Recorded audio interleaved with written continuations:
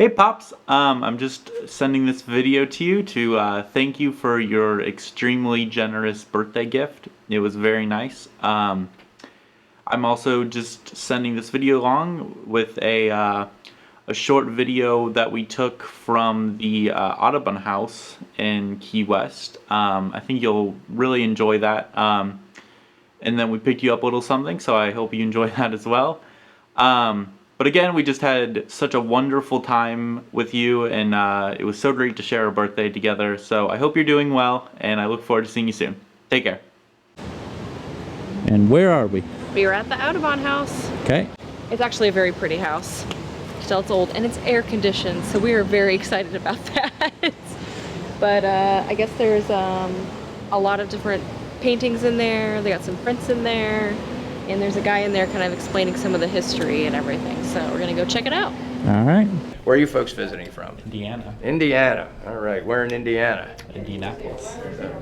I know where that is.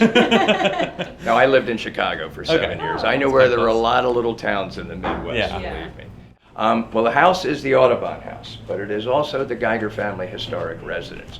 So you're going to hear a bit about the Geiger family, the house, and of course, John James Audubon.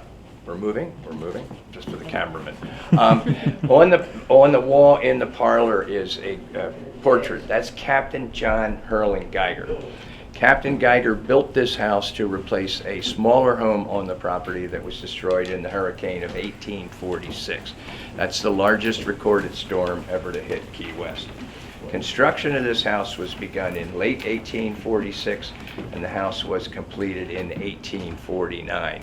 Now, Captain Geiger was very wealthy when he built this house. He made his fortune as a maritime wrecker. Wreckers would go out to the reef when vessels would go aground. They would offload the cargo in order to save it. Because the cargo was very heavily insured, the wreckers could keep a portion, sometimes as high as 30%, which they would then sell at auction. So a lot of folks made a lot of money. The main reason the Geigers built such a large, strong home is they had a rather large family. They had 12 children, 3 of whom did not live to be adults, but they had 7 daughters and 2 sons here in the house with them. Prior to 1860, they had upwards of 10 slaves on the property as well.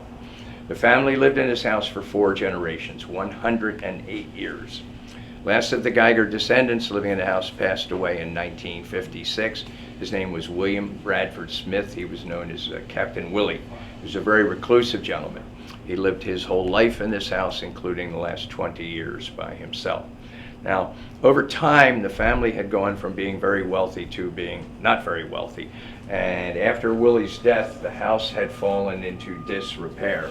This is a photograph of the house taken in 1958 before the start of the restoration work. The house was scheduled to be torn down. Someone was going to build a gas station on the corner. Well, very fortunately, the Wolfson family, who had lived here in Key West for many years before moving to Miami, Colonel Mitchell Wolfson and his wife Frances, when they found out what was in store for the house, they bought it, they restored it to what you see it is today.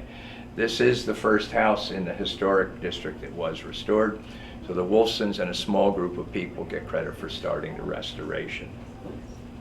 The family opened this house as a museum in March of 1960 to tell the story of John James Audubon, his visit, and of course to display some of his art.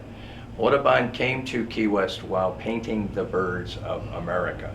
There are 435 birds, 22 of which are Florida Keys birds. He painted them over a 12-year period from 1827 to 1839.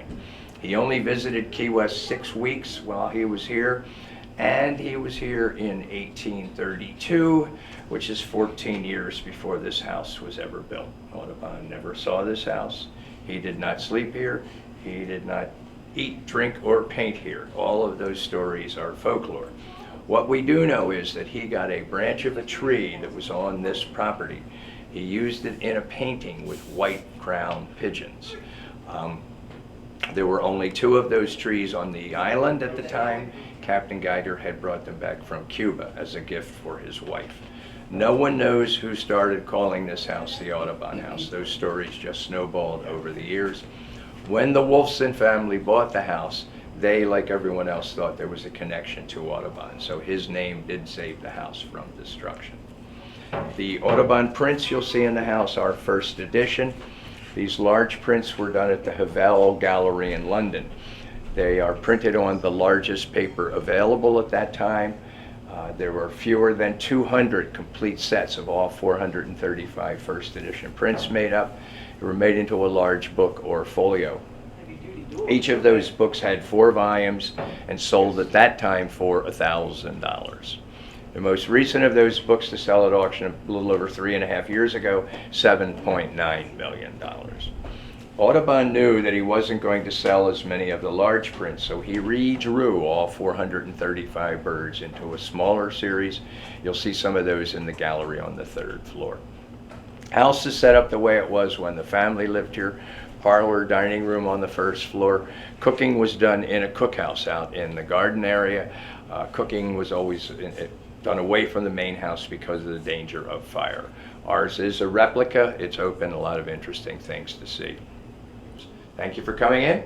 Hope you'll enjoy the house. I'll be here if you have any questions.